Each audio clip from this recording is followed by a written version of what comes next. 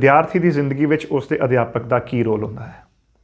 ਕਿਸੇ ਵੀ ਸਟੂਡੈਂਟ ਦੀ ਜ਼ਿੰਦਗੀ ਦੇ ਵਿੱਚ ਉਸ ਨੂੰ ਬਿਹਤਰੀਨ ਬਣਾਉਣ ਦੇ ਵਿੱਚ, ਉਸ ਦੀ ਪਰਸਨੈਲਿਟੀ ਨੂੰ ਸ਼ੇਪ ਕਰਨ ਦੇ ਵਿੱਚ ਇੱਕ ਟੀਚਰ ਦਾ ਬਹੁਤ ਵੱਡਾ ਰੋਲ ਹੈ। ਔਰ ਮੈਂ ਬਹੁਤ ਖੁਸ਼ਕਿਸਮਤ ਹਾਂ ਕਿ ਮੈਨੂੰ ਬਹੁਤ ਅੱਛੇ ਟੀਚਰ ਮਿਲੇ ਜ਼ਿੰਦਗੀ ਦੇ ਵਿੱਚ। ਔਰ ਉਹਨਾਂ ਸਾਰੇ ਟੀਚਰਸ ਦੇ ਵਿੱਚੋਂ ਅਗਰ ਕੋਈ ਸਭ ਤੋਂ ਉੱਚਾ ਰੁਤਬਾ ਅਗਰ ਮੇਰੀ ਨਜ਼ਰ ਦੇ ਵਿੱਚ ਹੈ ਤਾਂ ਉਹ ਹੈ ਮੇਰੇ ਬਹੁਤ ਪਰਮ ਸਤਿਕਾਰਯੋਗ ਟੀਚਰ ਮਿਸਟਰ ਆਰ.ਪੀ. ਸਿੰਘ।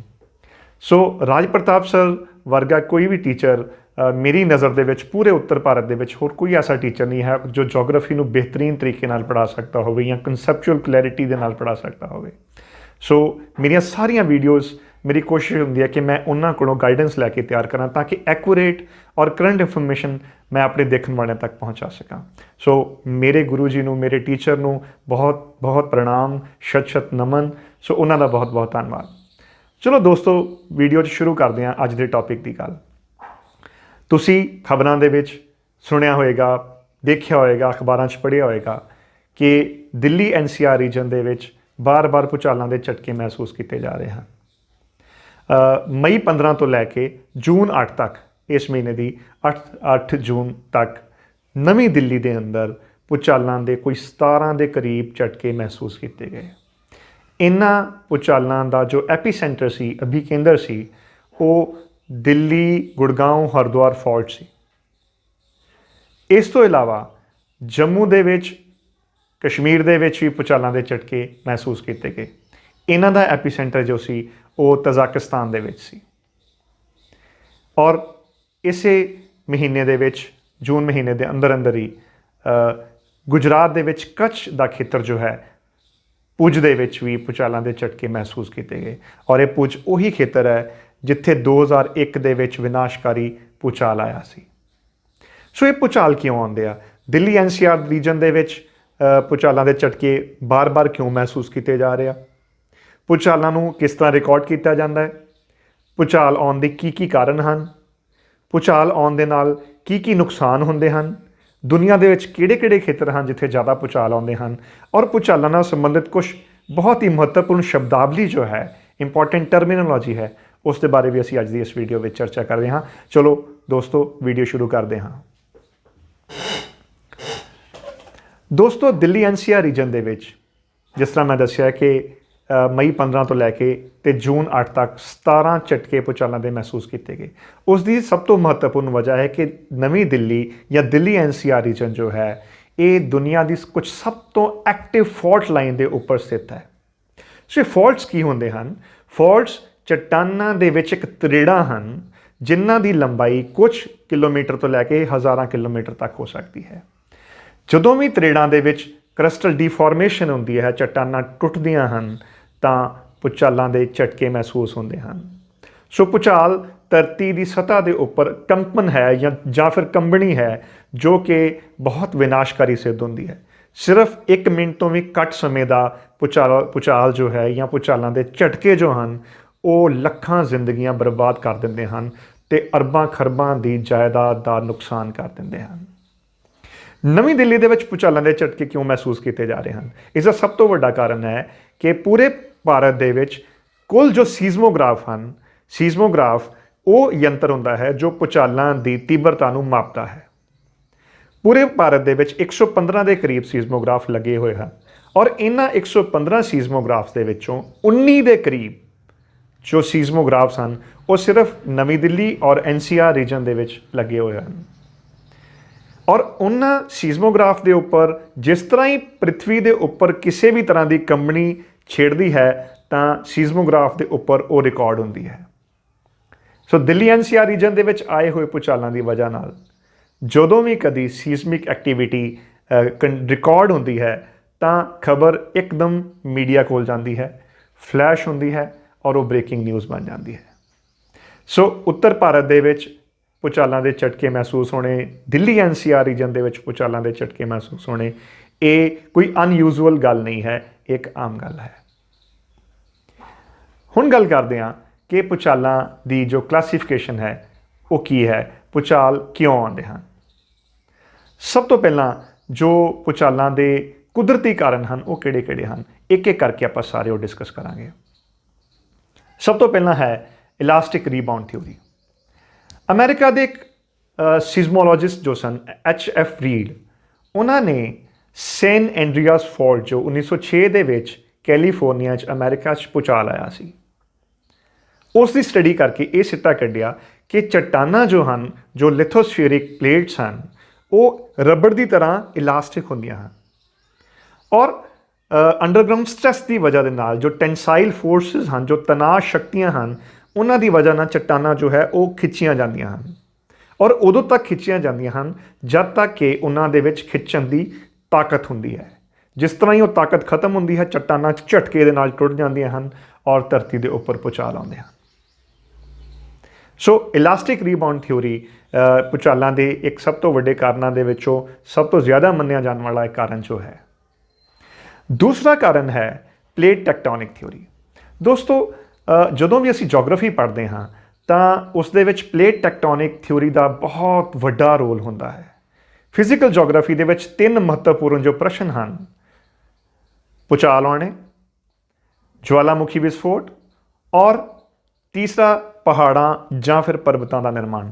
ਇਹਨਾਂ ਸਾਰੇ ਪ੍ਰਸ਼ਨਾਂ ਦਾ ਜੋ ਉੱਤਰ ਹੈ ਉਹ ਪਲੇਟ ਟੈਕਟੋਨਿਕ ਥਿਊਰੀ ਦੇ ਵਿੱਚ ਹੈ ਜਾਂ ਫਿਰ ਪਲੇਟ ਟੈਕਟੋਨਿਕ ਦਾ ਜੋ ਸਿਧਾਂਤ ਹੈ। 1967 ਦੇ ਵਿੱਚ ਕੈਨੇਡਾ ਦੇ ਇੱਕ ਬਹੁਤ ਵੱਡੇ ਭੂਗੋਲਵੇਤਾ, ਜੀਓਫਿਜ਼ਿਸਟ ਜੌਨ ਟੂਜ਼ੋ ਵਿਲਸਨ, ਉਹਨਾਂ ਨੇ ਸਭ ਤੋਂ ਪਹਿਲਾਂ ਇਸ ਪਲੇਟ ਟੈਕਟੋਨਿਕ ਥਿਊਰੀ ਬਾਰੇ ਦੁਨੀਆ ਨੂੰ ਦੱਸਿਆ। ਪਲੇਟ ਟੈਕਟੋਨਿਕ ਥਿਊਰੀ ਬਾਰੇ ਮੈਕੈਂਜੀ ਔਰ ਪਾਰਕਰ, ਲੇ ਪਿਚੌਨ, ਇਹਨਾਂ ਨੇ ਵੀ ਹੋਰ ਐਡੀਸ਼ਨਸ ਕੀਤੀਆਂ। ਇਹਨਾਂ ਤੋਂ ਇਲਾਵਾ ਇੱਕ ਬਹੁਤ ਹੀ ਮਹੱਤਵਪੂਰਨ ਓਸ਼ਨੋਗ੍ਰਾਫਰ ਡਾਕਟਰ ਹੈਰੀ ਹੈਸ, ਜੋ ਅਮਰੀਕਾ ਦੀ ਪ੍ਰਿੰਸਟਨ ਯੂਨੀਵਰਸਿਟੀ ਦੇ ਵਿੱਚ ਪੜ੍ਹਾਉਂਦੇ ਸਨ, ਉਹਨਾਂ ਨੇ ਸੀ ਫਲੋਰ ਸਪਰੈਡਿੰਗ ਦਾ ਜੋ ਕਨਸੈਪਟ ਦਿੱਤਾ।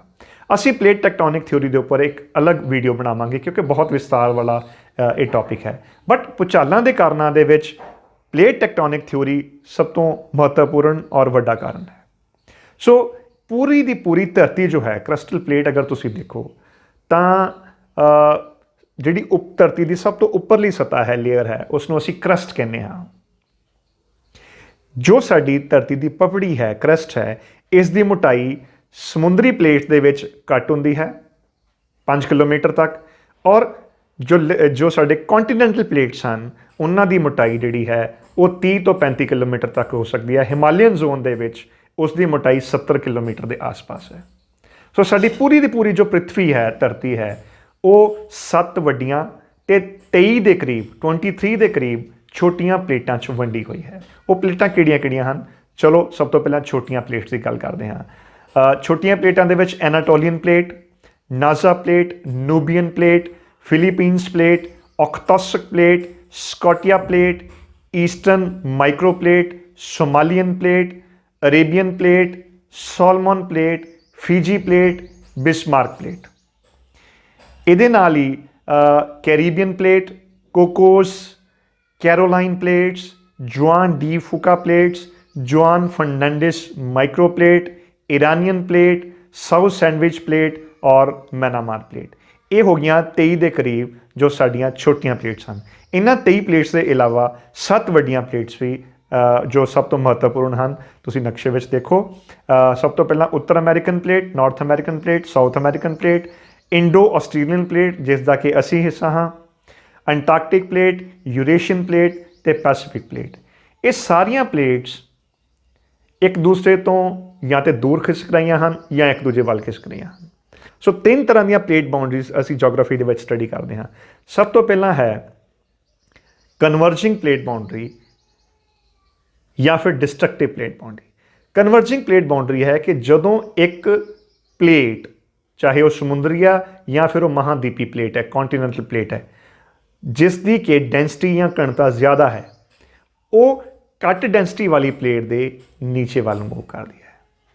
ਫੋਰ ਐਗਜ਼ਾਮਪਲ, ਉੱਤਰ ਅਮਰੀਕਾ ਜੋ ਹੈ, ਨਾਰਥ ਅਮਰੀਕਾ, ਉਸ ਦੇ ਵਿੱਚ ਰੌਕੀ ਪਰਬਤ ਔਰ ਦੱਖਣ ਅਮਰੀਕਾ ਦੇ ਵਿੱਚ ਐਂਡੀਜ਼ ਪਰਬਤਾਂ ਦਾ ਨਿਰਮਾਣ ਉੱਤਰ ਪ੍ਰਸ਼ਾਂਤ ਮਹਾਸਾਗਰੀ ਔਰ ਦੱਖਣੀ ਪ੍ਰਸ਼ਾਂਤ ਮਹਾਸਾਗਰੀ ਪਲੇਟਾਂ ਦੇ, ਇਹਨਾਂ ਦੋਹਾਂ ਮਹਾਦੀਪੀ ਪਲੇਟਾਂ ਦੇ ਥੱਲੇ ਖਿਸਕਣ ਨਾਲ ਹੋਇਆ ਹੈ।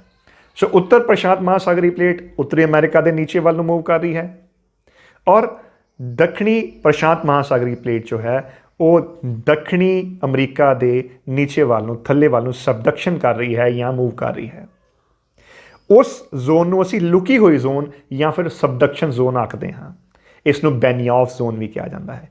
ਇਹ ਉਹੀ ਜ਼ੋਨ ਹੈ ਜਿਸ ਦੇ ਉੱਪਰ ਸਭ ਤੋਂ ਜ਼ਿਆਦਾ ਭੂਚਾਲ ਆਉਂਦੇ ਹਨ, ਔਰ ਇਹ ਸਾਰੀਆਂ ਪਲੇਟਾਂ ਜਦੋਂ ਸਬਡਕਟ ਕਰਦੀਆਂ ਹਨ, ਨੀਚੇ ਵੱਲ ਨੂੰ ਮੂਵ ਕਰਦੀਆਂ ਹਨ, ਤਾਂ ਐਨੋਰਮਸ ਗਰਮੀ ਦੀ ਵਜ੍ਹਾ ਨਾਲ, ਬਹੁਤ ਜ਼ਿਆਦਾ ਤਾਪਮਾਨ ਦੀ ਵਜ੍ਹਾ ਦੇ ਨਾਲ ਇਹ ਪਲੇਟਾਂ ਥੱਲੇ ਜਾ ਕੇ ਪਿਘਲ ਜਾਂਦੀਆਂ ਹਨ, ਔਰ ਪਿਘਲਣ ਦੀ ਵਜ੍ਹਾ ਨਾਲ ਜੋ ਮੈਗਮਾ ਹੈ, ਜੋ ਕਿ ਪਿਘਲੀਆਂ ਹੋਈਆਂ ਚੱਟਾਨਾਂ ਹੀ ਹੁੰਦੀਆਂ ਹਨ, ਉਹ ਮੈਗਮਾ ਜਵਾਲਾਮੁਖੀਆਂ ਦੇ ਜ਼ਰੀਏ ਧਰਤੀ ਤੋਂ ਬਾਹਰ ਆ ਜਾਂਦਾ ਹੈ।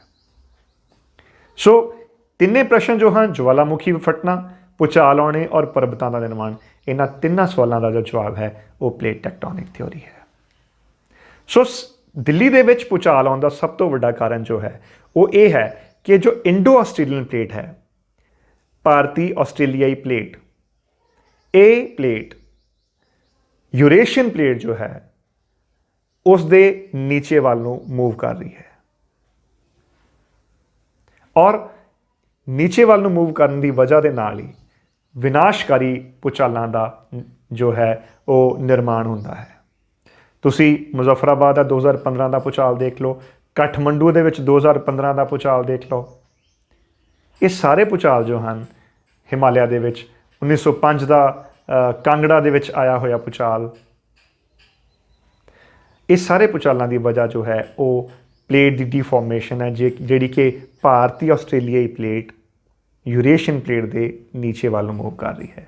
ਔਰ ਦਿੱਲੀ NCR ਦੇ ਰੀਜਨ ਦੇ ਵਿੱਚ ਭੂਚਾਲ ਆਉਣ ਦਾ ਜਾਂ ਭੂਚਾਲਾਂ ਦੇ ਝਟਕੇ ਆਉਣ ਦਾ ਸਭ ਤੋਂ ਵੱਡਾ ਕਾਰਨ ਇਹੀ ਹੈ। ਔਰ ਅਗਰ ਭੂਚਾਲ ਆ ਰਹੇ ਹਨ, ਇਹ ਸਾਰੇ ਭੂਚਾਲਾਂ ਦਾ ਜੋ ਇੰਟੈਂਸਿਟੀ ਸੀ, ਤੀਬਰਤਾ ਸੀ, ਉਹ 5 ਤੋਂ ਘੱਟ ਸੀ, 4.5 ਤੋਂ ਘੱਟ ਸੀ। ਸੋ ਕੋਈ ਵੀ ਭੂਚਾਲ ਜਿਸ ਦੀ ਕਿ ਇੰਟੈਂਸਿਟੀ ਰਿਕਟਰ ਪੈਮਾਨੇ ਦੇ ਉੱਪਰ 5 ਤੋਂ ਘੱਟ ਹੈ, ਉਹ ਬਹੁਤ ਜ਼ਿਆਦਾ ਵਿਨਾਸ਼ਕਾਰੀ ਨਹੀਂ ਹੁੰਦੇ।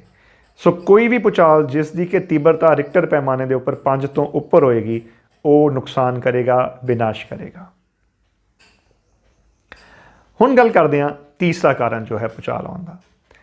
ਭੂਚਾਲ ਆਉਣ ਦਾ ਅਗਲਾ ਕਾਰਨ ਜੋ ਹੈ ਉਹ ਹੈ ਜਵਾਲਾਮੁਖੀ ਦਾ ਫਟਣਾ। ਸੋ ਉਹ ਸਾਰੇ ਖੇਤਰ ਜਿਹੜੇ ਕਿ ਐਕਟਿਵ ਵੋਲਕੈਨੋਸ ਵਾਲੇ ਖੇਤਰ ਹਨ, ਜਿੱਥੇ ਕਿ ਜਵਾਲਾਮੁਖੀ ਜੋ ਕਿਰਿਆਸ਼ੀਲ ਜਵਾਲਾਮੁਖੀ ਹਨ, ਜੋ ਲਗਾਤਾਰ ਜੋ ਮੈਗਮਾ ਬਾਹਰ ਕੱਢਦੇ ਰਹਿੰਦੇ ਹਨ, ਲਾਵਾ ਜਿਨ੍ਹਾਂ ਜਵਾਲਾਮੁਖੀਆਂ ਦੇ ਜ਼ਰੀਏ ਲਗਾਤਾਰ ਬਾਹਰ ਆਉਂਦਾ ਹੈ, ਉਹਨਾਂ ਸਾਰੇ ਖੇਤਰਾਂ ਦੇ ਵਿੱਚ ਭੂਚਾਲਾਂ ਦੇ ਝਟਕੇ ਵੀ ਆਮ ਮਹਿਸੂਸ ਕੀਤੇ ਜਾਂਦੇ ਹਨ। ਭਾਰਤ ਦੇ ਵਿੱਚ ਜਾਂ ਭਾਰਤੀ ਉਪ ਮਹਾਂਦੀਪ ਦੇ ਵਿੱਚ ਜੋ ਸਾਡਾ ਅੰਡੇਮਾਨ ਨਿਕੋਬਾਰ ਆਈਲੈਂਡ ਦੀ ਹੈ, ਦੀਪ ਸਮੂਹ ਹੈ, ਅੰਡੇਮਾਨ ਨਿਕੋਬਾਰ ਆਰਕੀਪੈਲੇਗੋਸ, ਉਹਦੇ ਵਿੱਚ ਬੈਰਨ ਆਈਲੈਂਡ ਜਾਂ ਬੈਰਨ ਦਵੀਪ ਇੱਕ ਐਸਾ ਦਵੀਪ ਹੈ ਜਿੱਥੇ ਕਿ ਇੱਕੋ ਇੱਕ ਭਾਰਤ ਦਾ ਜੋ ਐਕਟਿਵ ਵੋਲਕੈਨੋ ਹੈ। ਅਦਰਵਾਈਜ਼ ਸਾਰੇ ਦੇ ਸਾਰੇ ਦੁਨੀਆ ਦੇ ਜੋ ਐਕਟਿਵ ਵੋਲਕੈਨੋ ਹਨ, ਉਹ ਸਰਕਮ ਪੈਸੀਫਿਕ ਬੈਲਟ ਜਾਂ ਪ੍ਰਸ਼ਾਂਤ ਮਹਾਸਾਗਰ ਦੇ ਆਲੇ ਦੁਆਲੇ ਜੋ ਰਿੰਗ ਆਫ ਫਾਇਰ ਹੈ, ਅਗਨੀ ਚੱਕਰ ਹੈ, ਉੱਥੇ ਪਾਏ ਜਾਂਦੇ ਹਨ। ਉਸ ਬਾਰੇ ਵੀ ਅਸੀਂ ਵੀਡੀਓ ਦੇ ਵਿੱਚ ਅੱਗੇ ਜਾ ਕੇ ਚਰਚਾ ਕਰਾਂਗੇ। 1883 ਦੇ ਵਿੱਚ ਜਾਵਾ ਔਰ ਸੁਮਾਤਰਾ ਦੀਪਾਂ ਦੇ ਵਿਚਕਾਰ ਕ੍ਰਾਕਾਟੋਆ ਜਵਾਲਾਮੁਖੀ ਦੇ ਫਟਣ ਦੇ ਨਾਲ 30 ਤੋਂ 40 ਮੀਟਰ ਲਹਿਰਾਂ ਉੱਚੀਆਂ ਉੱਠੀਆਂ, ਸੁਨਾਮੀ ਆਈ, ਜਿਸ ਦੀ ਵਜ੍ਹਾ ਦੇ ਨਾਲ ਕੋਈ 36,000 ਦੇ ਕਰੀਬ ਲੋਕਾਂ ਦੀ ਮੌਤ ਹੋ ਗਈ ਸੀ। ਸੋ ਜਵਾਲਾਮੁਖੀਆਂ ਦਾ ਫਟਣਾ ਵੀ ਭੂਚਾਲ ਆਉਣ ਦਾ ਇੱਕ ਬਹੁਤ ਵੱਡਾ ਕਾਰਨ ਹੈ। ਅਗਲਾ ਕਾਰਨ ਹੈ ਕਿ ਮਨੁੱਖੀ ਗਤੀਵਿਧੀਆਂ। ਇਨਸਾਨ ਆਪਣੀਆਂ ਗਤੀਵਿਧੀਆਂ ਦੇ ਵਜ੍ਹਾ ਨਾਲ ਧਰਤੀ ਦੇ ਉੱਪਰ ਭੂਚਾਲਾਂ ਨੂੰ ਜਨਮ ਦਿੰਦਾ ਰਿਹਾ ਹੈ। ਇਸ ਦਾ ਸਭ ਤੋਂ ਵੱਡਾ ਕਾਰਨ ਹੈ ਰੈਜ਼ਰਵਾਇਰ ਇੰਡਿਊਸ ਅਰਥਕੁਏਕ, ਜਾਂ ਫਿਰ ਉਹ ਭੂਚਾਲ ਜੋ ਡੈਮਾਂ ਦੇ ਟੁੱਟਣ ਦੀ ਵਜ੍ਹਾ ਦੇ ਨਾਲ ਆਉਂਦੇ ਹਨ। ਜਿਹੜੇ ਵੀ ਪਣ ਬਿਜਲੀ ਘਰ ਹਨ, ਹਾਈਡਰੋ ਇਲੈਕਟ੍ਰਿਸਿਟੀ ਪਾਵਰ ਪ੍ਰੋਜੈਕਟਸ ਹਨ, ਵੱਡੇ ਦੁਨੀਆ ਦੇ ਉੱਪਰ ਡੈਮ, ਪਾਖੜਾ ਡੈਮ ਪੰਜਾਬ ਹਿਮਾਚਲ ਦੇ ਬਾਰਡਰ ਦੇ ਉੱਪਰ ਹੈ, ਥੀਨ ਡੈਮ ਹੈ ਸਾਡੇ ਕੋਲ, ਪੌਂਗ ਡੈਮ ਹੈ ਹਿਮਾਚਲ ਪ੍ਰਦੇਸ਼ ਦੇ ਵਿੱਚ। ਸੋ ਜਿੰਨੇ ਵੀ ਡੈਮ ਹਨ ਸਾਡੇ ਕੋਲ, ਹੀਰਾਕੁੰਡ, ਨਾਗਾਰਜੁਨ ਸਾਗਰ, ਜਿੰਨੇ ਵੀ ਡੈਮ ਹਨ, ਇਹ ਸਾਰੇ ਡੈਮਾਂ ਦੇ ਪਿੱਛੇ ਝੀਲਾਂ ਬਣਾਈਆਂ ਜਾਂਦੀਆਂ ਹਨ, ਜਿਨ੍ਹਾਂ ਦੇ ਵਿੱਚ ਹਜ਼ਾਰਾਂ ਕਿਊਸੈਕ ਪਾਣੀ ਇਕੱਠਾ ਕੀਤਾ ਜਾਂਦਾ ਹੈ।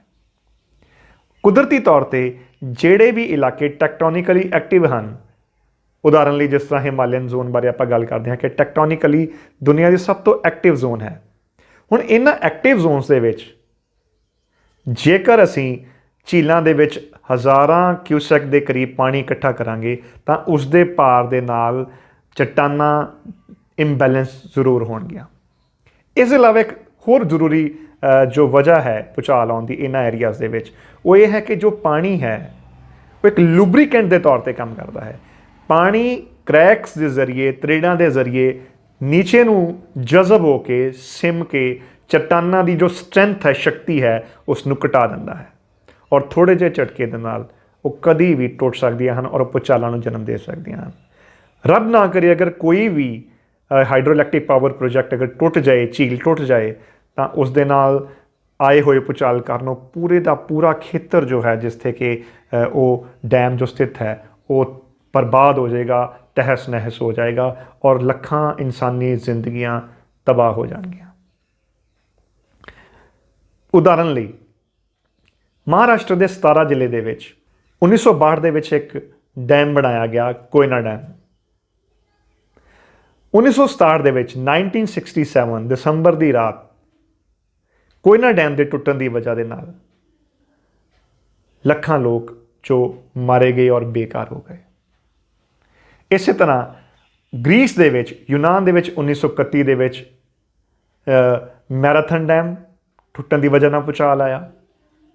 1936 ਦੇ ਵਿੱਚ ਉੱਤਰੀ ਅਮਰੀਕਾ ਦੇ ਵਿੱਚ ਹੂਵਰ ਡੈਮ ਟੁੱਟਣ ਦੀ ਵਜ੍ਹਾ ਨਾਲ ਭੂਚਾਲ ਆਇਆ। ਸੋ ਰੈਜ਼ਰਵਾਇਰ ਇੰਡਿਊਸ ਅਰਥਕੁਏਕ ਜਾਂ ਉਹ ਭੂਚਾਲ ਜੋ ਕਿ ਹਾਈਡਰੋ ਇਲੈਕਟ੍ਰਿਸਿਟੀ ਪਾਵਰ ਪ੍ਰੋਜੈਕਟ ਦੀ ਵਜ੍ਹਾ ਨਾਲ ਆਉਂਦੇ ਹਨ, ਉਹ ਭੂਚਾਲਾਂ ਦੇ ਆਉਣ ਦਾ ਇੱਕ ਬਹੁਤ ਵੱਡਾ ਕਾਰਨ ਹਨ। ਅਗਲਾ ਕਾਰਨ ਜੋ ਹੈ ਕੋਲੈਪਸ ਅਰਥਕੁਏਕ। ਜਿੱਥੇ ਵੀ ਜਿਨ੍ਹਾਂ ਖੇਤਰਾਂ ਦੇ ਵਿੱਚ ਮਾਈਨਿੰਗ ਐਕਟੀਵਿਟੀ ਹੁੰਦੀ ਹੈ, ਅਸੀਂ ਖਣਿਜ ਬਾਹਰ ਕੱਢਦੇ ਹਾਂ, ਸੋ ਸੁਰੰਗਾਂ ਖੋਦ ਕੇ ਖਣਿਜ ਬਾਹਰ ਕੱਢਣ ਨਾਲ ਕਈ ਵਾਰੀ ਕੰਬਣੀ ਛੇੜਦੀ ਹੈ। ਤੋ ਕੰਬਣੀ ਛੜਨ ਦੀ ਵਜ੍ਹਾ ਨਾਲ ਜੋ ਮਾਈਨਸ ਦੀ ਛੱਤ ਹੁੰਦੀ ਹੈ, ਖਾਨਾਂ ਦੀਆਂ ਜੋ ਛੱਤਾਂ ਹੁੰਦੀਆਂ ਹਨ, ਉਹ ਟੁੱਟ ਜਾਂਦੀਆਂ ਹਨ ਔਰ ਉਸ ਦੇ ਵਜ੍ਹਾ ਨਾਲ ਵੀ ਮਨੁੱਖੀ ਜ਼ਿੰਦਗੀਆਂ ਦਾ ਨੁਕਸਾਨ ਹੁੰਦਾ ਹੈ।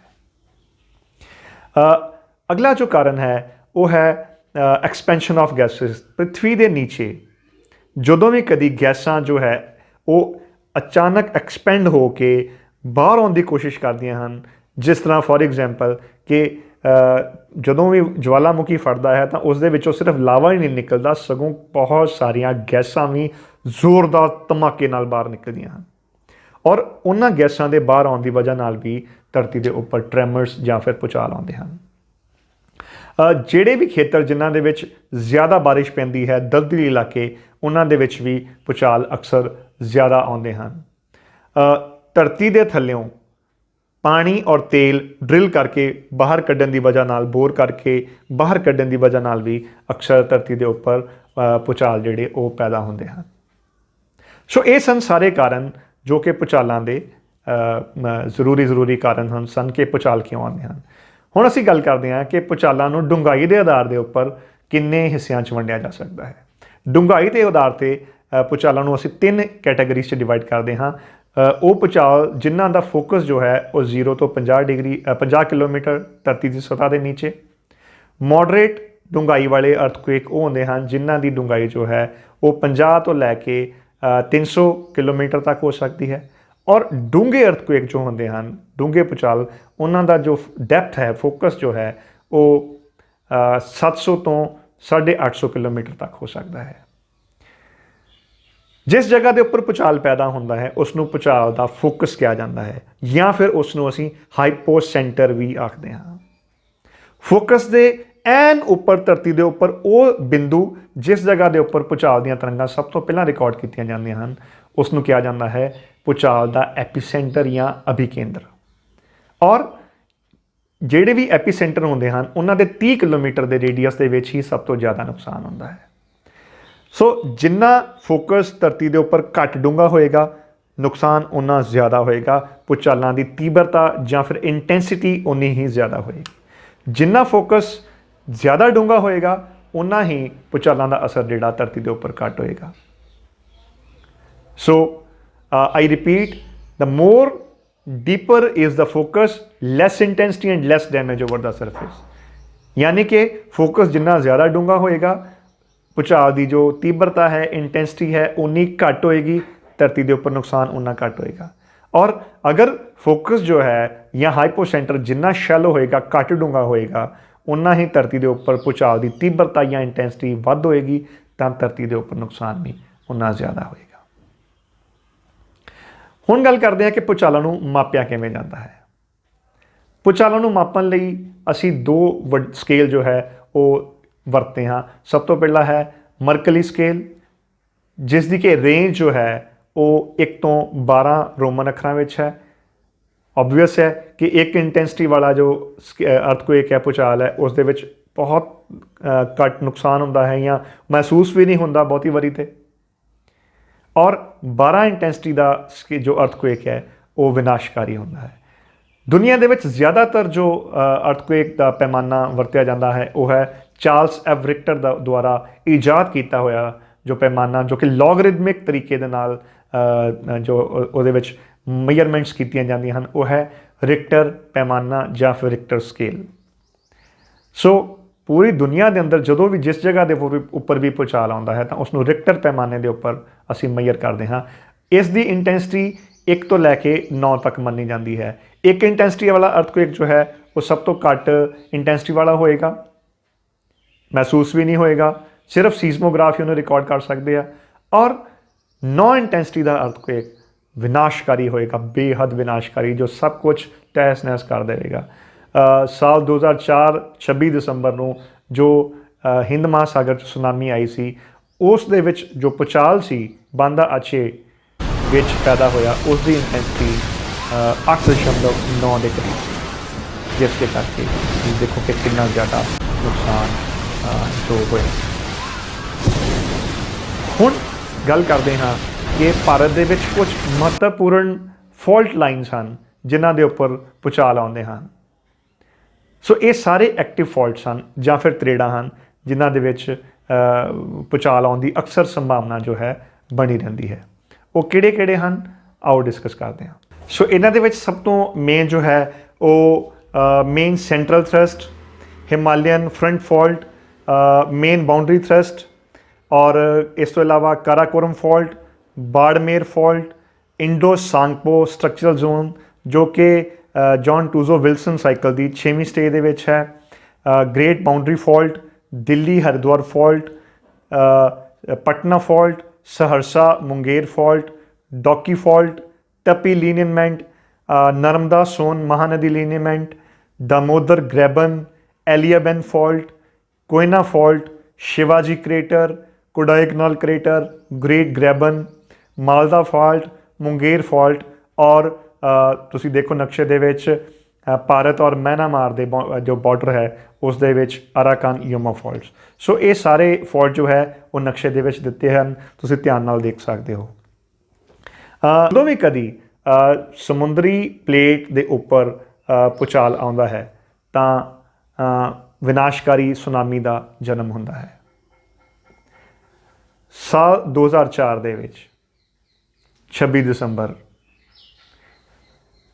ਭਾਰਤੀ ਪਲੇਟ ਜੋ ਕਿ ਮੈਨਾਮਾਰ ਪਲੇਟ ਦੇ ਨੀਚੇ ਜਾ ਰਹੀ ਹੈ, ਝਟਕੇ ਦੇ ਨਾਲ ਟੁੱਟਣ ਦੀ ਵਜ੍ਹਾ ਨਾਲ 10 ਮੀਟਰ ਤੱਕ ਜੋ ਸਮੁੰਦਰੀ ਪਲੇਟ ਸੀ ਝਟਕੇ ਨਾਲ ਉੱਪਰ ਉੱਠੀ ਔਰ ਬਹੁਤ ਵਿਸ਼ਾਲ ਲਹਿਰਾਂ ਦਾ ਜਨਮ ਹੋਇਆ। ਸੁਨਾਮੀ ਲਹਿਰਾਂ ਨੂੰ ਅਸੀਂ ਕਦੀ ਵੀ ਖੁੱਲ੍ਹੇ ਸਮੁੰਦਰ ਦੇ ਵਿੱਚ ਨਹੀਂ ਮਹਿਸੂਸ ਕਰ ਸਕਦੇ, ਪਰ ਜਿਸ ਤਰ੍ਹਾਂ ਹੀ ਸੁਨਾਮੀ ਦੀਆਂ ਲਹਿਰਾਂ ਸਮੁੰਦਰ ਦੇ ਕੰਢੇ ਦੇ ਉੱਪਰ ਆਉਂਦੀਆਂ ਹਨ ਤਾਂ ਇਹਨਾਂ ਦੀ ਉਚਾਈ 30 ਮੀਟਰ ਤੋਂ ਲੈ ਕੇ 40 ਮੀਟਰ ਤੱਕ ਵੀ ਹੋ ਸਕਦੀ ਹੈ। ਔਰ ਇਹ ਸਮੁੰਦਰ ਦੇ ਤੱਟ ਦੇ ਉੱਪਰ ਜੋ ਬਿਲਡਿੰਗਸ ਹਨ, ਜੋ ਸਟਰਕਚਰਸ ਹਨ, ਘਰ ਹਨ, ਲੋਕ ਹਨ, ਉਹਨਾਂ ਸਾਰਿਆਂ ਨੂੰ ਜੋ ਵਹਾ ਕੇ ਵਾਪਿਸ ਸਮੁੰਦਰ ਦੇ ਵਿੱਚ ਲੈ ਜਾਂਦੀਆਂ ਹਨ। ਸੋ 26 ਦਸੰਬਰ 2004 ਦੀ ਜੋ ਸੁਨਾਮੀ ਸੀ ਉਸਨੇ Indonesia, Thailand, Bharat, Andaman Nicobar island ਔਰ ਮਿਆਂਮਾਰ ਇਹਨਾਂ ਸਾਰੇ ਮੁਲਕਾਂ ਦੇ ਵਿੱਚ 2 ਲੱਖ ਤੋਂ ਜ਼ਿਆਦਾ ਕੀਮਤੀ ਇਨਸਾਨੀ ਜਾਨਾਂ ਖਤਮ ਕਰ ਦਿੱਤੀਆਂ ਔਰ ਲੱਖਾਂ ਲੋਕ ਜੋ ਹੈ ਉਹ ਹਮੇਸ਼ਾ ਲਈ ਇਸ ਦੁਨੀਆ ਦੇ ਵਿੱਚ ਉੱਪਰੋਂ ਗਵਾਚ ਗਏ, ਲਾਪਤਾ ਹੋ ਗਏ, ਉਹਨਾਂ ਦਾ ਕੋਈ ਅਤਾ ਪਤਾ ਨਹੀਂ ਲੱਗਾ। ਸੋ ਇਹ ਸਾਰਾ ਕੁਝ ਜੋ ਹੈ ਉਹ ਭੂਚਾਲਾਂ ਦਾ ਇੱਕ ਵਿਨਾਸ਼ਕਾਰੀ ਪ੍ਰਭਾਵ ਹੈ। ਹੁਣ ਗੱਲ ਕਰਦੇ ਹਾਂ ਕਿ ਦੁਨੀਆ ਵਿੱਚ ਜ਼ਿਆਦਾ ਭੂਚਾਲ ਆਉਂਦੇ ਕਿੱਥੇ ਹਨ। ਸਭ ਤੋਂ ਪਹਿਲਾਂ ਤਾਂ ਅਗਰ ਤੁਸੀਂ ਇਸ ਨਕਸ਼ੇ ਦੇ ਵਿੱਚ ਦੇਖੋ ਸੰਸਾਰ ਦੇ, ਤਾਂ ਪ੍ਰਸ਼ਾਂਤ ਮਹਾਸਾਗਰ ਦੇ ਚੁਫੇਰੇ ਚਾਰੇ ਪਾਸੇ ਜੋ ਸਰਕਮ ਪੈਸੀਫਿਕ ਬੈਲਟ ਹੈ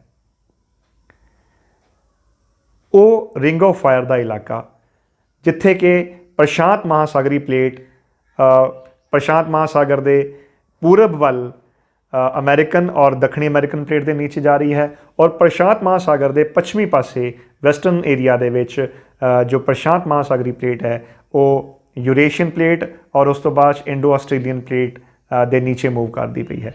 ਇਸੇ ਵਜ੍ਹਾ ਦੇ ਨਾਲ ਇਹਨਾਂ ਏਰੀਆਜ਼ ਦੇ ਵਿੱਚ ਅਰਥਕੁਏਕਸ ਵੀ ਜ਼ਿਆਦਾ ਆਉਂਦੇ ਹਨ ਔਰ ਜਵਾਲਾਮੁਖੀ ਦਾ ਵਿਸਫੋਟ ਵੀ ਜ਼ਿਆਦਾ ਹੁੰਦਾ ਹੈ। ਇਸ ਤੋਂ ਇਲਾਵਾ ਮਿਡ ਕੰਟੀਨੈਂਟਲ ਬੈਲਟ ਜੋ ਹੈ ਉਹ ਇਲਾਕਾ ਜਿਸ ਜਗ੍ਹਾ ਦੇ ਉੱਪਰ ਅਫਰੀਕਨ ਪਲੇਟ, ईरानियन प्लेट और Indo Australian plate Eurasian plate के नीचे मूव कर रही है, और इन्हां एरियाज़ के उपर कुछ बहुत ही महत्वपूर्ण एक्टिव वॉल्कैनो जिस तरह स्ट्रोम्बली वॉल्कैनो है, मैडिटेरेनियन सी दे विच सिसली आइलैंड जो सिसली द्वीप है मैडिटेरेनियन सी दे विच एक्टिव वॉल्कैनो है, और इन्हां जोन्स दे विच भूचाल भी ज़्यादा आउंदे हन। और पोल्स के नेड़े, ध्रुवां के नेड़े प्लेटां के खिसकण की रफ्तार बनिस्बत घट है। सो ये सारे असीं तुहाडे नाल भूचालां दे जो कारण सन, की कारण हुंदे हन भूचाल आउण दे, मनुखी कारण किहड़े हन, कुदरती कारण किहड़े हन, वो सारे असीं डिस्कस कीते। अंत दे विच असीं जो जरूरी टर्मीनोलॉजी है भूचालां नाल संबंधित उस बारे तुहाडे नाल चर्चा कर लैंदे हां। तुसीं डेफिनेशनस पढ़ भी सकते हो कि सब तो पहला है सीज़मोलॉजी। सीज़मोलॉजी जो है वो भूचालां दा विज्ञान है। सीज़मोलॉजिस्ट असीं उस इंसान नूं कहने हाँ जो कि भूचालां की स्टडी करते हैं। साइज़मोग्राफ वो यंत्र हुंदा है जो कि भूचालां की तीव्रता नूं मापता है। भूचालां दा फोकस वो जगह है जिस जगह के उपर भूचाल पैदा होंदा है। एपीसेंटर वो जगह है जो कि फोकस के एन उपर परपेंडिकुलर धरती के उपर बिंदु है। होमोसीजमल लाइन्स और आइजोसीजमल लाइन्स वो लाइनां होंदियां हन, वो काल्पनिक रेखावां होंदियां हन जो इक्को जी भूचालां की तीव्रता वाले खेत्रां नूं आपस में जोड़दियां हन। फॉल्ट धरती के उपर थ्रेड्स हन। आइसो फ्रीकुएंसी लाइन्स वो काल्पनिक रेखावां होंदियां हन जो इक्को जी भूचालां की तीव्रता वाले खेत्रां नूं आपस में जोड़दियां हन जिथे फ्रीकुएंसी इक्को जी होंदी है। इस तो इलावा एक बहुत इंपॉर्टेंट टर्म जो है वह है साइजमिक शैडो जोन। एक ही होंदी है साइजमिक शैडो जोन का अर्थ है कि वो इलाका जिथे कि भूचालां दीयां तरंगां महसूस नहीं कीतियां जांदियां, रिकॉर्ड नहीं होंदियां। जदों भी भूचाल आउंदा है तीन तरह दीयां तरंगां जो है वो पैदा होंदियां हन। सब तो पहला प्राइमरी वेव्स जो कि सॉलिड, लिक्विड और गैशियस तिन्नां स्टेट्स नूं क्रॉस कर सकदियां हन, पार कर सकदियां हन, निकल सकदियां हन। उन्हां दे बिल्कुल पिछे कुछ 30 सैकेंड के वक्फे के मगरों जो तरंगां पैदा होंदियां हन वो एस वेव या सकैंडरी वेव्स असीं कहने हैं। सकैंडरी वेव सॉलिड और गैशियस स्टेट के विचों निकल सकदियां हन, पर ये सकैंडरी वेव्स जो हैं वो लिक्विड के विचों नहीं निकल सकदियां, पास नहीं हो सकदियां। और तीसरी तरह दी वेव्स नूं असीं लव वेव्स भी कहते हैं या सरफेस वेव भी कहते हैं। धरती के उपर जो नुकसान होंदा है भूचालां नाल वो सरफेस जो लेयर्स की सरफेस वेव्स की वजह के नाल ज़्यादा होंदा है। सो एपीसेंटर तो 105 किलोमीटर तो लैके 145 किलोमीटर वाला वो खेतर जिथे कि प्राइमरी वेव्स से रिकॉर्ड होंदियां हन पर एस वेव रिकॉर्ड नहीं होंदियां, उस खेतर नूं असीं साइजमिक शैडो जोन आखते हैं। और ये एपीसेंटर के दोनों तरफ होंदा है, दोनों हैमिसफीयर दे विच। सो 105 तो 145 डिग्री वाले खेतर जो साइजमोग्राफ हैं वो प्राइमरी वेव्स नूं तां रिकॉर्ड करते हैं पर सकैंडरी वेव्स नूं रिकॉर्ड नहीं करते। प्यारे स्टूडेंट्स, एक गल जिहड़ी बड़ी जरूरी करने वाली वो ये है कि अगर किते खुदा ना खास्ता अगर भूचाल आ जाए तो सानू की करना चाहिए है। सब तो पहला तो भूचाल तो पहला होने वाली तैयारियां करनियां बड़ी जरूरी हैं। सो pre preparation is must, that is a की टू सेव ह्यूमन लाइफ्स। सब तो पहला तो मॉक ड्रिल्स ਜਿਹੜੀਆਂ ਵਾ ਉਹ ਸਕੂਲਾਂ ਕਾਲਜਸ ਦੇ ਵਿੱਚ ਹੋਣੀਆਂ ਚਾਹੀਦੀਆਂ ਕਿ ਜਦੋਂ ਵੀ ਕਿਤੇ ਭੂਚਾਲ ਆ ਜਾਏ ਸਭ ਤੋਂ ਪਹਿਲਾਂ ਜ਼ਰੂਰੀ ਇਹ ਹੈ ਕਿ ਆਪਣਾ ਸਿਰ ਬਚਾਓ। ਅਗਰ ਬੱਚੇ ਸਕੂਲ ਦੇ ਵਿੱਚ ਹਨ ਤਾਂ ਉਹ ਕਿਸੇ ਲੱਕੜ ਦੇ ਬੈਂਚ ਦੇ ਥੱਲੇ ਬੈਠ ਜਾਣ ਜਾਂ ਫਿਰ ਕਿਸੇ ਵੀ ਇਹੋ ਜਿਹੇ ਸਟਰਕਚਰ ਦੇ ਨੀਚੇ ਆਪਣਾ ਸਿਰ ਕਰ ਲੈਣ ਜਿਹੜਾ ਸਖਤ ਹੋਵੇ, ਹਾਰਡ ਹੋਵੇ। ਸੋ ਸਭ ਤੋਂ ਬੈਸਟ ਤਰੀਕਾ ਇਹ ਹੈ ਕਿ ਆਪਣੇ ਬੈਂਚਸ ਦੇ ਥੱਲੇ ਜਿਹੜੇ ਉਹ ਛੁਪ ਜਾਓ। दूसरा कि अपने घरां दे विच घट्टो घट्ट एक हफ्ते का राशन, खास करके बिस्कुट, पीने वाला पानी और कुछ जरूरी मेडिसिनस वो रखनियां बड़ियां जरूरी है। अगर किते रब ना करे भूचाल आ जाए तो फिर की करना है? फिर असी एक तो ये जरूरी है कि तुसी टीवी और रेडियो ਨਾਲ ਜੁੜੇ ਰਹੋ। ਅਗਰ ਇਲੈਕਟ੍ਰਿਸਿਟੀ ਸਪਲਾਈ ਇਜ਼ ਫੇਲਡ, ਕਿਉਂਕਿ ਅਰਥਕੁਏਕ ਕਰਕੇ ਬੜੀ ਵਾਰੀ ਹੁੰਦਾ ਹੈ ਕਿ ਫਾਇਰ ਇੰਸੀਡੈਂਟਸ ਹੋ ਜਾਂਦੇ ਆ, ਅੱਗ ਲੱਗ ਜਾਂਦੀ ਆ ਜਾਂ ਬਿਜਲੀ ਘਰ ਸੜ ਜਾਂਦੇ ਆ। ਸੋ ਅੱਗ ਲੱਗਣ ਦੀਆਂ ਘਟਨਾਵਾਂ ਕਰਕੇ ਬਿਜਲੀ ਸਪਲਾਈ ਠੱਪ ਹੋ ਜਾਂਦੀ ਆ। ਸੋ ਰੇਡੀਓ ਜਿਹੜਾ ਹੈ ਅੱਜ ਵੀ ਇੱਕ ਸ਼ਕਤੀਸ਼ਾਲੀ ਮਾਧਿਅਮ ਹੈ ਲੋਕਾਂ ਤੱਕ ਸੂਚਨਾਵਾਂ ਪਹੁੰਚਾਉਣ ਦਾ। ਸੋ ਇੱਕ ਤਾਂ ਤੁਸੀਂ ਰੇਡੀਓ ਸੁਣ ਸਕਦੇ ਹੋ, ਬੜਾ ਜ਼ਰੂਰੀ ਹੈ। ਸੈਕੰਡਲੀ ਰਾਸ਼ਨ ਜ਼ਰੂਰ ਰੱਖੋ, ਜਿਸ ਤਰ੍ਹਾਂ ਮੈਂ ਦੱਸਿਆ ਤੁਹਾਨੂੰ। ਆਪਣੇ ਨਾਲ ਜ਼ਰੂਰੀ ਜਿਹੜੇ ਕੱਪੜੇ ਆ ਉਹ ਜ਼ਰੂਰ ਰੱਖੋ ਘਰ ਦੇ ਵਿੱਚ। ਦਵਾਈਆਂ ਜ਼ਰੂਰ ਰੱਖੋ ਜਿਹੜੀਆਂ ਕਿਤੇ ਜ਼ਰੂਰਤ ਪੈ ਸਕਦੀ ਹੈ। ਅਗਰ ਤੁਹਾਡੇ ਘਰ ਕੋਈ ਹਾਈਪਰਟੈਂਸ਼ਨ ਦਾ ਪੇਸ਼ੈਂਟ ਹੈ ਜਾਂ ਕੋਈ ਡਾਇਬਟਿਕ ਹੈ, ਜਿਹੜੀਆਂ ਲਾਈਫ ਸੇਵਿੰਗ ਡਰੱਗ ਜਿਹੜੀਆਂ ਜ਼ਰੂਰੀ ਆ ਬਜ਼ੁਰਗਾਂ ਵਾਸਤੇ ਜਾਂ ਬੱਚਿਆਂ ਵਾਸਤੇ, ਉਹ ਆਪਣੇ ਕੋਲ ਰੱਖੋ। ਦੈਨ ਉਸ ਤੋਂ ਬਾਅਦ ਅਗਰ ਤੁਸੀਂ ਕਿਸੇ ਮਲਬੇ ਦੇ ਥੱਲੇ ਦੱਬ ਗਏ ਹੋ ਤਾਂ ਮੈਚ ਬਾਕਸ, ਮਾਚਿਸ ਨਹੀਂ ਜਗਾਉਣੀ ਬਿਲਕੁਲ ਵੀ। ਔਰ ਇਹਦੇ ਨਾਲ ਨਾਲ ਤੁਸੀਂ ਧੂੜ ਵੀ ਨਹੀਂ ਉਡਾਉਣੀ, ਕਿਉਂਕਿ ਧੂੜ ਉੱਡ ਕੇ ਅਗਰ ਤੁਸੀਂ ਥੋੜ੍ਹੇ ਏਰੀਆ ਦੇ ਵਿੱਚ ਫਸੇ ਹੋਏ ਹੋ ਤਾਂ ਤੁਸੀਂ ਤੁਹਾਨੂੰ ਐਸਥਮੈਟਿਕ ਹੋ, ਤੁਹਾਨੂੰ ਵੈਸੇ ਵੀ ਅਗਰ ਐਸਥਮੈਟਿਕ ਨਹੀਂ ਵੀ ਹੋ ਤਾਂ ਤੁਹਾਨੂੰ ਸਾਹ ਦੀ ਸਮੱਸਿਆ ਆ ਸਕਦੀ ਹੈ। ਔਰ ਇਹਦੇ ਨਾਲ ਨਾਲ ਕੋਸ਼ਿਸ਼ ਕਰੋ ਕਿ ਅਗਰ ਕੋਈ ਬਚਾਉਣ ਆਇਆ, ਕਿਉਂਕਿ ਜਿਹੜੀ ਨੈਸ਼ਨਲ ਡਿਜ਼ਾਸਟਰ ਰਿਸਪੌਂਸ ਫੋਰਸ ਦੀਆਂ ਟੀਮਾਂ ਆ, NDRF ਦੀਆਂ ਟੀਮਸ ਹੈ, ਪੁਲਿਸ ਹੈ, ਲੋਕਲ ਐਡਮਿਨਿਸਟ੍ਰੇਸ਼ਨ ਹੈ, ਆਮ ਆਸ-ਪਾਸ ਦੇ ਲੋਕ ਹੈ, ਉਹ ਇਹੋ ਜਿਹੀ ਔਕੜ ਵੇਲੇ ਸਾਡੇ ਦੇਸ਼ ਦੀ ਖਾਸੀਅਤ ਹੈ ਕਿ ਮੁਸ਼ਕਿਲ ਵੇਲੇ ਲੋਕ ਇੱਕ ਦੂਜੇ ਦਾ ਸਾਥ ਜ਼ਰੂਰ ਦਿੰਦੇ ਆ। ਸੋ ਉਹਨਾਂ ਤੱਕ ਆਪਣੀ ਆਵਾਜ਼ ਪਹੁੰਚਾ ਸਕੋ ਕਿ ਤੁਸੀਂ ਇਸ ਜਗ੍ਹਾ ਦੇ ਉੱਪਰ ਦੱਬੇ ਹੋਏ ਹੋ। ਵੈਸੇ ਜਦੋਂ ਕਿਤੇ ਇਹੋ ਜਿਹਾ ਡਿਜ਼ਾਸਟਰ ਆ ਜਾਏ ਤਾਂ ਸਨਿਫਰ ਡੌਗਸ ਦੀ ਭੂਮਿਕਾ ਔਰ NDRF ਦੀ ਭੂਮਿਕਾ ਬੜੀ ਮਹੱਤਵਪੂਰਨ ਹੈ।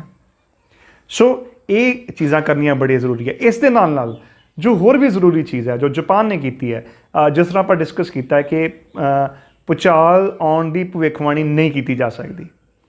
ਅਜੇ ਤੱਕ ਮਨੁੱਖ ਨੇ ਇਹੋ ਜਿਹੀ ਕੋਈ ਟੈਕਨੋਲੋਜੀ ਈਜਾਦ ਨਹੀਂ ਕੀਤੀ ਕਿ ਅਸੀਂ ਅਗਾਊਂ ਜਾਣਕਾਰੀ ਦੇ ਸਕੀਏ ਲੋਕਾਂ ਨੂੰ ਕਿ ਇਸ ਜਗ੍ਹਾ 'ਤੇ ਭੂਚਾਲ ਆ ਸਕਦਾ। ਸਿਰਫ ਜਿਸ ਤਰ੍ਹਾਂ ਅਸੀਂ ਭਾਰਤ ਨੂੰ ਅਲੱਗ-ਅਲੱਗ ਜ਼ੋਨਾਂ 'ਚ ਵੰਡਿਆ ਹੋਇਆ, 1 ਤੋਂ ਲੈ ਕੇ 5 ਤੱਕ ਭੂਚਾਲ ਦੀਆਂ ਜ਼ੋਨਸ 'ਚ ਵੰਡਿਆ ਹੋਇਆ ਹੈ ਕਿ ਇੱਕ ਜ਼ੋਨ ਦੇ ਵਿੱਚ ਸਭ ਤੋਂ ਘੱਟ ਖਤਰਾ ਹੈ ਔਰ 5 ਵਾਲੀ ਜ਼ੋਨ ਦੇ ਵਿੱਚ ਸਭ ਤੋਂ ਜ਼ਿਆਦਾ ਖਤਰਾ ਹੈ। ਸਾਡਾ ਹਿਮਾਚਲ ਪ੍ਰਦੇਸ਼, ਉੱਤਰਾਖੰਡ, ਜੰਮੂ ਐਂਡ ਕਸ਼ਮੀਰ, ਉੱਤਰ ਪੂਰਬੀ ਰਾਜ ਅਰੁਣਾਚਲ ਪ੍ਰਦੇਸ਼, ਅਸਮ, ਮਣੀਪੁਰ, ਮਿਜ਼ੋਰਮ, ਤ੍ਰਿਪੁਰਾ, ਇਹ ਸਾਰੇ ਰਾਜ ਜਿਹੜੀ ਆ ਜ਼ੋਨ 1 ਦੇ ਵਿੱਚ ਹੈ, ਜ਼ੋਨ 5 ਦੇ ਵਿੱਚ ਹੈ।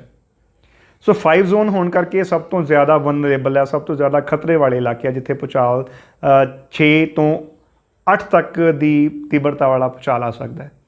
ਸੋ ਇਹਨਾਂ ਜ਼ੋਨਸ ਦੇ ਵਿੱਚ ਇਹ ਜ਼ਰੂਰੀ ਹੈ ਕਿ ਜਿਹੜੀ ਬਿਲਡਿੰਗ ਸਟਰਕਚਰ ਹੈ ਉਹ ਅਰਥਕੁਏਕ ਪ੍ਰੂਫ ਬਣਾਇਆ ਜਾਵੇ ਕਿ ਭੂਚਾਲ ਅਗਰ ਆਵੇ ਵੀ ਤਾਂ ਉਹ ਬਿਲਡਿੰਗਾਂ ਦਾ ਨੁਕਸਾਨ ਨਾ ਕਰੇ। ਜਿਹੜੇ ਜ਼ੋਨ 1 ਔਰ 2 ਦੇ ਖੇਤਰ ਹਨ, ਜਿਸ ਤਰ੍ਹਾਂ ਸਾਡਾ ਪਲੇਟੂ ਏਰੀਆ ਹੈ, ਪ੍ਰਾਇਦੀਪੀ ਪਠਾਰੀ ਏਰੀਆ ਹੈ, ਇਹ ਜ਼ਰੂਰੀ ਨਹੀਂ ਹੈ ਕਿ ਉੱਥੇ ਭੂਚਾਲ ਨਹੀਂ ਆਉਂਦੇ।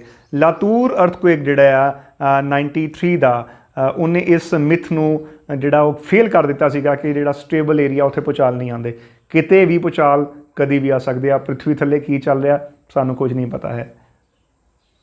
ਇਸ ਦੇ ਨਾਲ ਨਾਲ ਜੋ ਅਰਥਕੁਏਕ ਪ੍ਰੋਨ ਏਰੀਆਜ਼ ਹਨ, ਸਾਨੂੰ ਇਹ ਸਿੱਖਣਾ ਚਾਹੀਦਾ ਹੈ ਜਾਪਾਨ ਤੋਂ ਕਿ ਭੂਚਾਲ ਆਉਣ ਦੀ ਅਸੀਂ, ਕਿਉਂਕਿ ਜਿਸ ਤਰ੍ਹਾਂ ਆਪਾਂ ਡਿਸਕਸ ਕੀਤਾ ਕਿ ਪ੍ਰਾਇਮਰੀ ਵੇਵਸ ਤੋਂ ਬਾਅਦ ਸੈਕੰਡਰੀ ਵੇਵਸ 30 ਸੈਕਿੰਡ ਦੇ ਵਕਫੇ ਦੇ ਮਗਰੋਂ ਆਉਂਦੀਆਂ, ਅਤੇ ਅਗਰ ਤੁਸੀਂ 30 ਸੈਕਿੰਡ ਦੀ 30 ਤੋਂ ਲੈ ਕੇ 2 ਮਿੰਟ 30 ਸੈਕਿੰਡ ਤੋਂ 2 ਮਿੰਟ ਤੱਕ ਦੀ ਅਗਾਊਂ ਜਾਣਕਾਰੀ ਲੋਕਾਂ ਨੂੰ ਦੇ ਸਕਦੇ ਹੋ ਤਾਂ ਪਾਈਪਲਾਈਨਸ ਦੇ ਵਿੱਚ ਤੇਲ ਦੀ ਸਪਲਾਈ ਨੂੰ ਅਸੀਂ ਜਿਹੜਾ ਰੋਕ ਸਕਦੇ ਹਾਂ ਜਾਂ ਹੋਰ ਜ਼ਰੂਰੀ ਮਸ਼ੀਨਰੀ ਦਾ ਕੰਮ ਰੋਕ ਸਕਦੇ ਹਾਂ ਤਾਂ ਕਿ ਨੁਕਸਾਨ ਘੱਟ ਤੋਂ ਘੱਟ ਹੋਵੇ।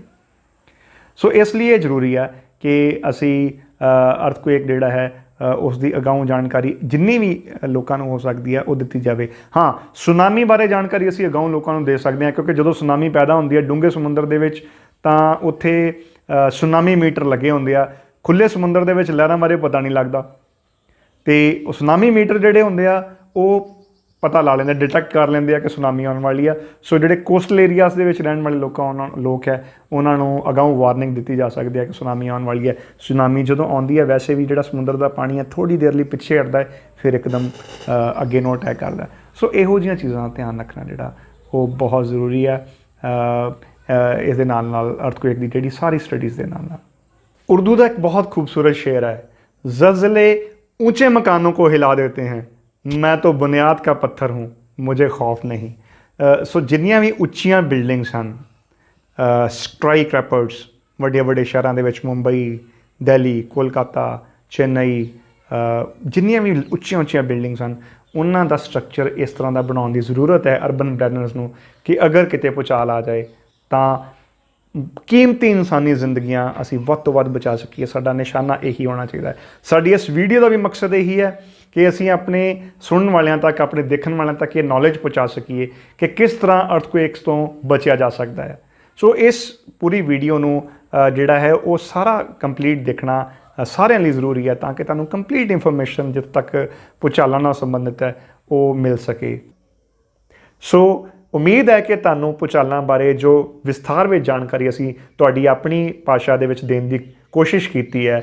ਛੋਟਾ ਜਿਹਾ ਇੱਕ ਪ੍ਰਯਤਨ ਹੈ ਸਾਡਾ ਕਿ ਅਸੀਂ ਕੰਪਲੀਟ ਜੋ ਨੌਲੇਜ ਹੈ ਅਰਥਕੁਏਕਸ ਨਾਲ ਸੰਬੰਧਿਤ ਉਹ ਆਪਣੇ ਦੇਖਣ ਵਾਲਿਆਂ ਤੱਕ ਪਹੁੰਚਾਈਏ। ਉਮੀਦ ਹੈ ਕਿ ਤੁਹਾਨੂੰ ਵੀਡੀਓ ਪਸੰਦ ਹੋਈ ਹੋਏਗੀ। ਸਾਡੇ ਚੈਨਲ ਨੂੰ ਜ਼ਿਆਦਾ ਤੋਂ ਜ਼ਿਆਦਾ ਸਬਸਕ੍ਰਾਈਬ ਕਰੋ, ਇਸ ਵੀਡੀਓ ਨੂੰ ਵੱਧ ਤੋਂ ਵੱਧ ਸ਼ੇਅਰ ਕਰੋ। ਤੁਹਾਡਾ ਸਾਰਿਆਂ ਦਾ ਬਹੁਤ ਬਹੁਤ ਧੰਨਵਾਦ।